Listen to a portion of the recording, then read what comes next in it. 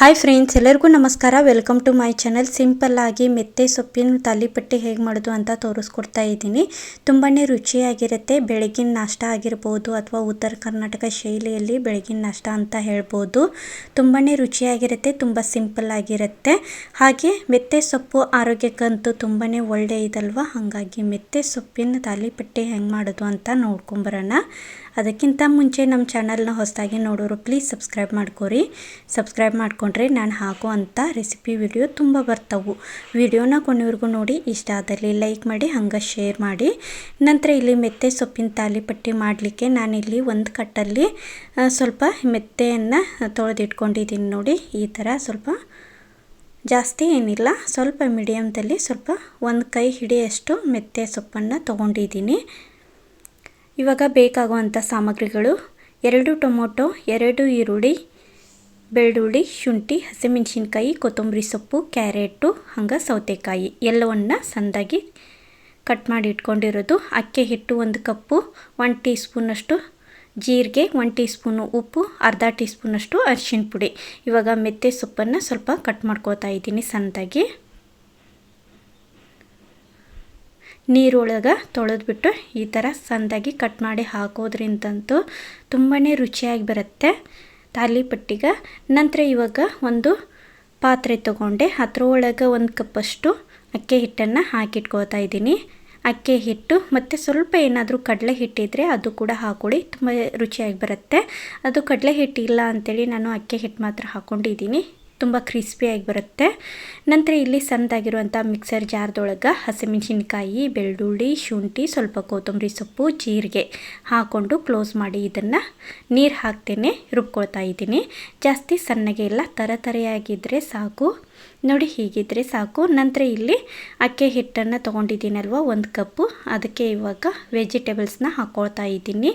ಈರುಳ್ಳಿ ಸಣ್ಣದಾಗಿ ಕಟ್ ಮಾಡಿ ಇಟ್ಕೊಂಡಿರೋ ಈರುಳ್ಳಿ ಮತ್ತು ತೆರೆದಿಟ್ಕೊಂಡಿರುವಂಥ ಕ್ಯಾರೆಟು, ಸೌತೆಕಾಯಿ, ಕೊತ್ತಂಬರಿ, ಕಟ್ ಮಾಡಿ ಇಟ್ಕೊಂಡಿರುವಂಥ ಮೆತ್ತೆ ಸೊಪ್ಪು, ಉಪ್ಪು, ಅರಿಶಿಣ ಪುಡಿ ಮತ್ತು ಇಲ್ಲಿ ರುಬ್ಬಿ ಇಟ್ಕೊಂಡಿರುವಂಥ ಹಸಿಮೆಣಸಿನ್ಕಾಯಿ ಪೇಸ್ಟು, ಇದಿಷ್ಟನ್ನು ಹಾಕ್ಕೊಂಡು ಸ್ವಲ್ಪ ಮಿಕ್ಸ್ ಮಾಡ್ಕೊಳ್ತಾ ಇದ್ದೀನಿ. ಜಾಸ್ತಿ ನೀರು ಹಾಕೊಳ್ಳೋದಕ್ಕೆ ಹೋಗಬೇಡಿ, ಸ್ವಲ್ಪ ಸ್ವಲ್ಪ ನೋಡಿ ನೀರನ್ನ ಹಾಕ್ಕೊಂಡು ಮಿಕ್ಸ್ ಮಾಡ್ಕೊಳ್ಳಿ.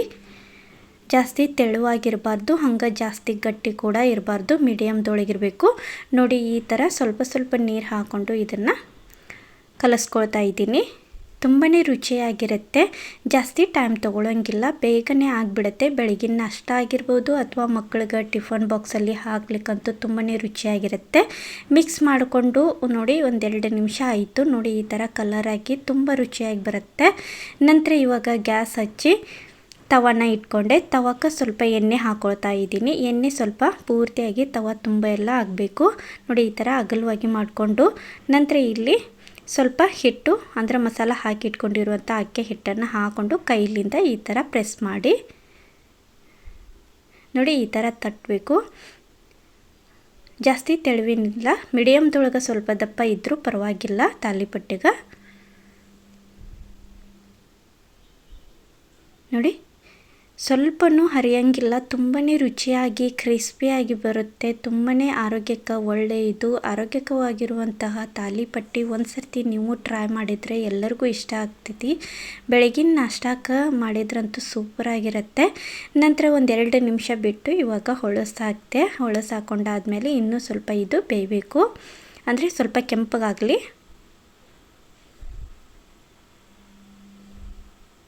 ನೋಡಿ, ಈ ಥರ ಎಣ್ಣೆಯಲ್ಲಿ ಇದು ಸ್ವಲ್ಪ ಫ್ರೈ ಆಗಬೇಕು. ತರಕಾರಿನೆಲ್ಲ ನಾವು ಸಣ್ಣದಾಗಿ ಹಾಕ್ಕೊಂಡಿರ್ತೀವಲ್ವ, ಅದು ಸ್ವಲ್ಪ ಬೆಂದಿರಬೇಕು ಅಷ್ಟೇ. ನಂತರ ಇವಾಗ ಮತ್ತೊಂದು ಸರ್ತಿ ಹೊಳಸಾಕ್ತಾ ಇದ್ದೀನಿ. ನೋಡಿ, ಈ ಥರ ಸ್ವಲ್ಪ ಕಲರ್ ಚೇಂಜಸ್ ಇದ್ದರೆ ಸಾಕು.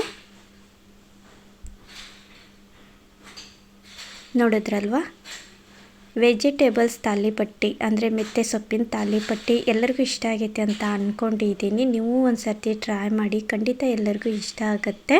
ಇವಾಗ ನೋಡಿ, ಈ ಥರ ಪ್ರೆಸ್ ಮಾಡಿ ಸ್ವಲ್ಪ ಬೆಂದಾದಮೇಲೆ ಇಲ್ಲಿ ಒಂದು ಪ್ಲೇಟ್ ಒಳಗೆ ಹಾಕೋತಾ ಇದ್ದೀನಿ.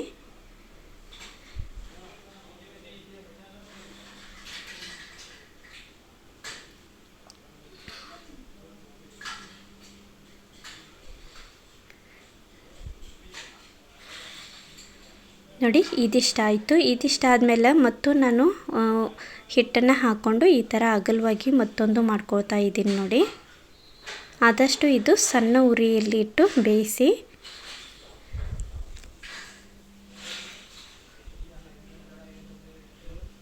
ಇದ್ರೊಳಗೆ ತಿನ್ನಲಿಕ್ಕೆ ಯಾವುದೇ ಥರದ ಚಟ್ನಿ ಅಂತೂ ಬೇಕಾಗೋದಿಲ್ಲ. ಮೊಸರು ಇದ್ದರೆ ಸಾಕು ನೋಡಿ, ತುಂಬಾ ರುಚಿಯಾಗಿ ಬರುತ್ತೆ ನೋಡಿ. ಈ ಥರ ಸಾಫ್ಟಾಗಿ ತುಂಬಾ ರುಚಿಯಾಗಿರುವಂಥ ಆರೋಗ್ಯಕವಾಗಿರುವಂಥ ಮೆಂತ್ಯ ಸೊಪ್ಪಿನ ತಾಲಿಪಟ್ಟಿನ ಒಂದು ಸರ್ತಿ ನೀವು ಟ್ರೈ ಮಾಡ್ಬೋದು.